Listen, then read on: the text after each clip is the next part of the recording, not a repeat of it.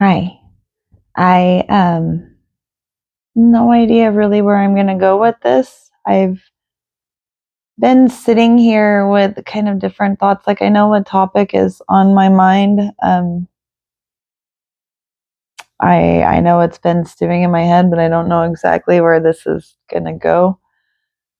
Uh, Yesterday I started kind of got hit with like out of nowhere just legacy, and as like I understand the need to consider legacy. Like, I think that that's a huge part of what we're all here for, right? Like, that's the meaning. And I don't think that there are very many out there who are comfortable with the idea of living a life that doesn't leave behind something of value for who comes next and what comes next. And I think that's the nature of love. And I don't think, like, for me, that I necessarily even have to have a clear image of who benefits from that. It is just a drive to leave things better than I found them. Last night I found a snail that was crawling across the asphalt on the concrete on my porch. And I could have just left it alone, but I picked it up because I knew it would get stepped on by me or the dogs. And for just a moment I cared about a little critter that had absolutely nothing to do with me. I didn't put it back somewhere that was perfect for it. I put it back on a bush where it probably wouldn't have ended up, but it was capable and okay going where it was going to go next. And I think that that's kind of the way we all are compelled to be. We are a collective species. We are a social animal, and we are wired to care about others because of that. I think it's a very special thing to be a social creature. It's a very special thing to care about others. And so this concept of legacy for me that came out of nowhere, that is now like hitting me kind of deeply, has me again thinking about the choices that I've made with people over the last little while, and realizing that really is what it is. Because when it comes down to legacy, like, legacy isn't the material things. To some people it might be a bridge or a building or something that is, tangible, like that will last, that people can physically see. But I don't think that is, like, I don't think that is what even that person, like, that isn't what it is. The meaning that we want, the legacy that we want is something emotional. It's something that contributes to consciousness. It's something felt. It's a value and a principle that we stood in and carried for and stood as enough that people remember us as an example of that principle. Most of us can think of somebody, a hero, a leader, a role model that represents a principle we valued. And they kind of become that meaning, that principle for us. And so that is kind of what we want to become for others. As parents, we hope to be the examples that our children follow of what is good. And if we're not, we know we're going to be the examples of what was bad, what we view as those things, and we define that too, so legacy has me looking at the people, and I used to say, and I still occasionally do say, that people are hard. And I don't necessarily view that as entirely true, right? Like, I know that I have enough ability to recognize pattern, to see the surface of the water, the behavior. Pretty good judge of how that impacts me and what that is. What I can't see is what's under the surface of the water, the nuance. But I find that most of the time that doesn't really matter a whole lot. A person's nuance. They all come from the same core wounds, the same attachment. Disorders govern us all. The nuance is just what gives us the unique frequency. Hold on just a second. And a dog chewing her nails. But, we all have our nuance and we cling to our nuance. Our ego clings to our nuance and wants to turn that into the story.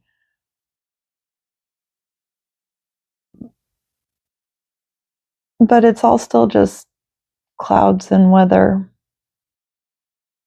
And I have come to learn and understand that thoughts and people are like clouds. They're weather. They have nothing to do with the sky. Right? And we're here to find meaning in the sky.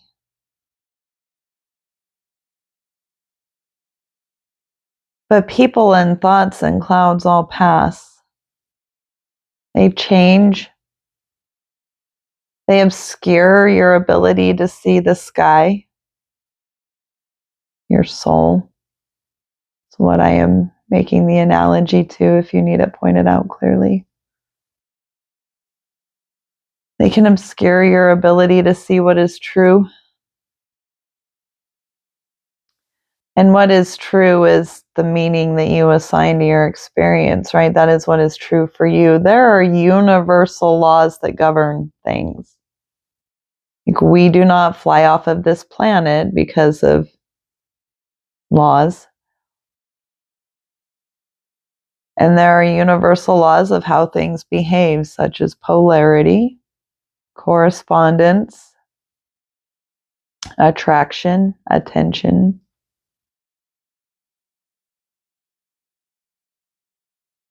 But we cling to our nuance and we want to make that be the part that stands out, but because we don't want to admit that it is the surface of the water, our effect that carries the meaning.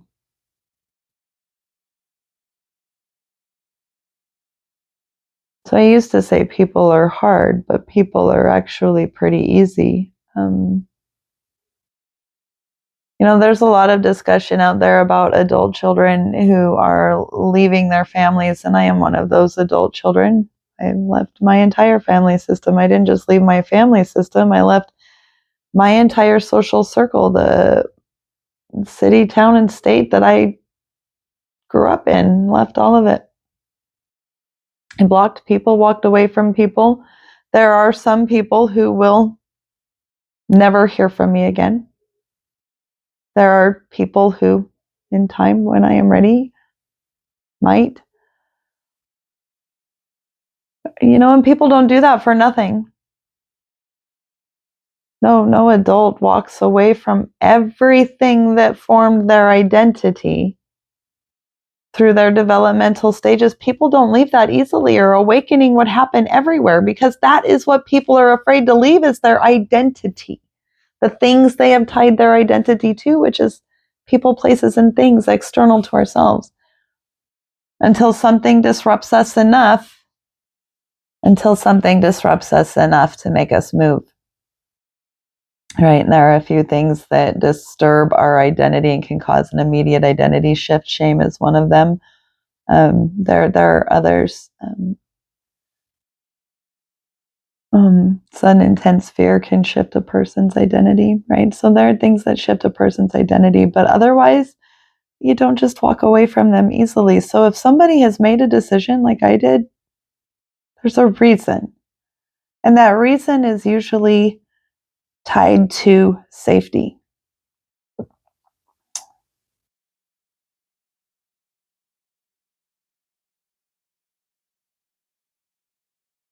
You get to evaluate people and their behavior and how it affects you based upon your legacy.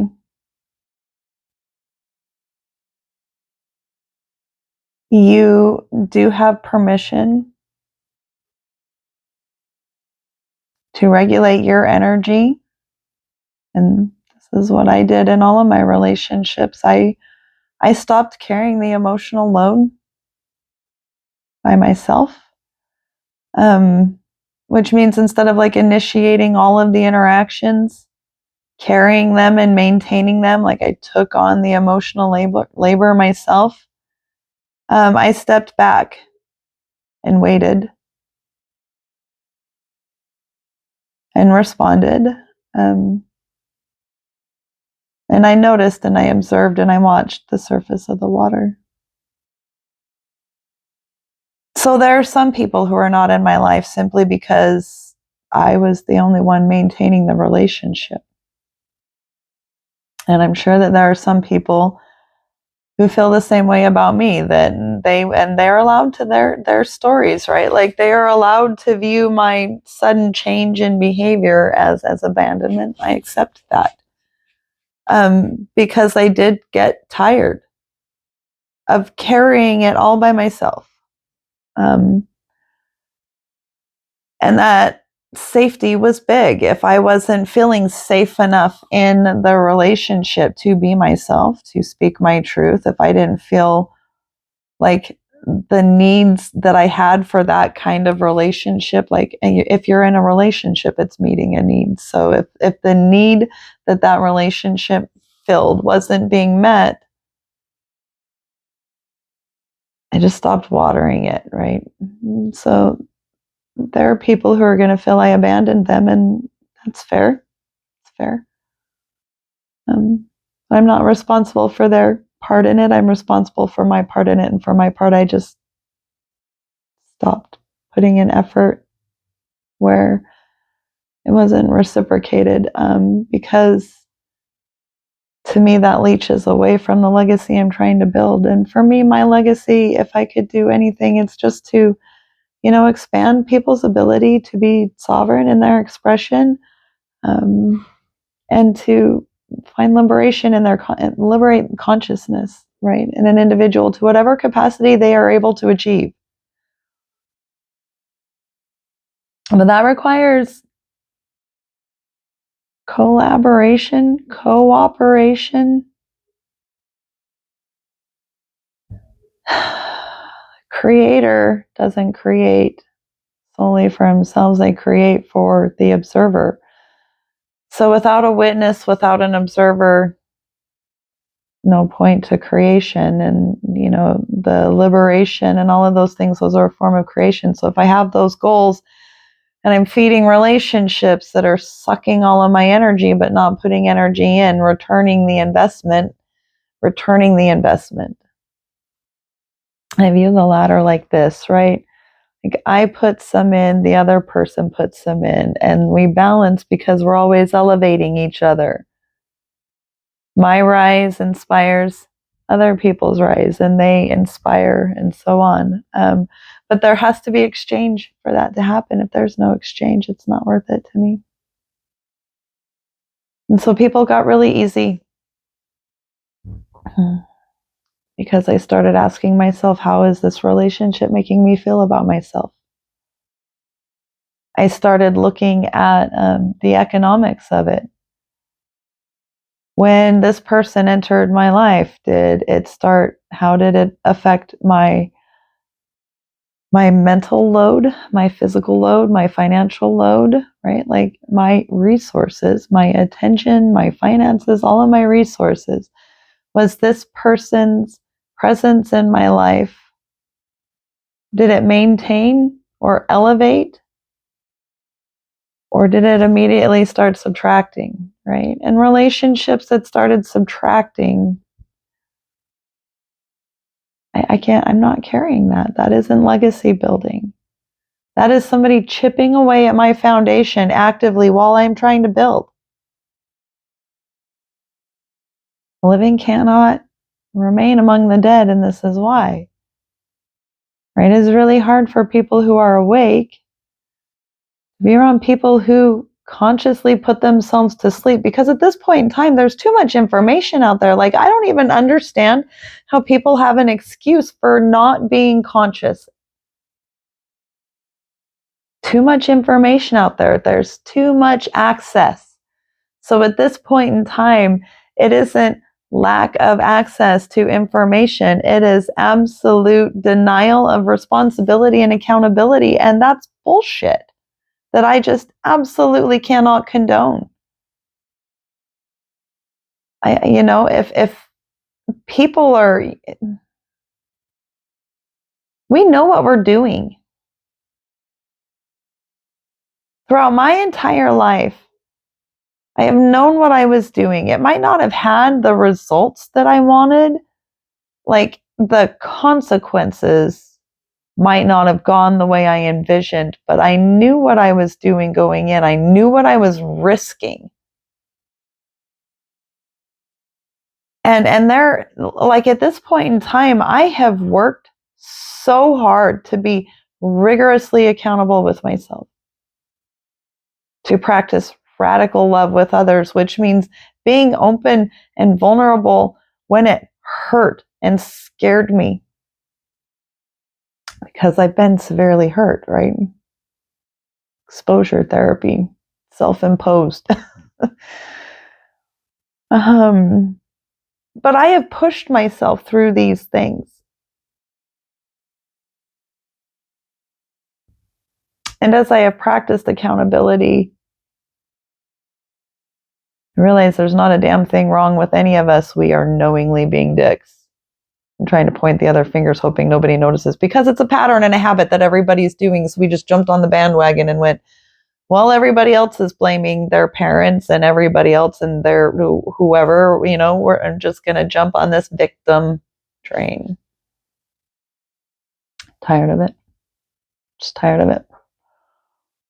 So if you're here and you're on my channel, you're probably someone who is slightly tired of fully aware, grown-ass adult people choosing to continue to live out the stories of their childhood and the wounds of their childhood.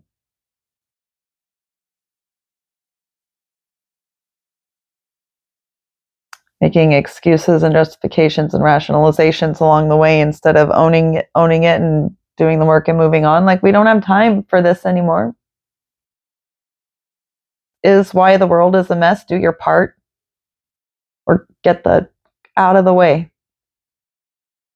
Because we have a legacy to build here. And our legacy does not include this bullshit.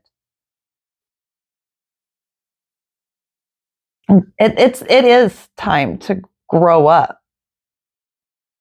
And I do feel like I get to say that because there is too much information and knowledge out there.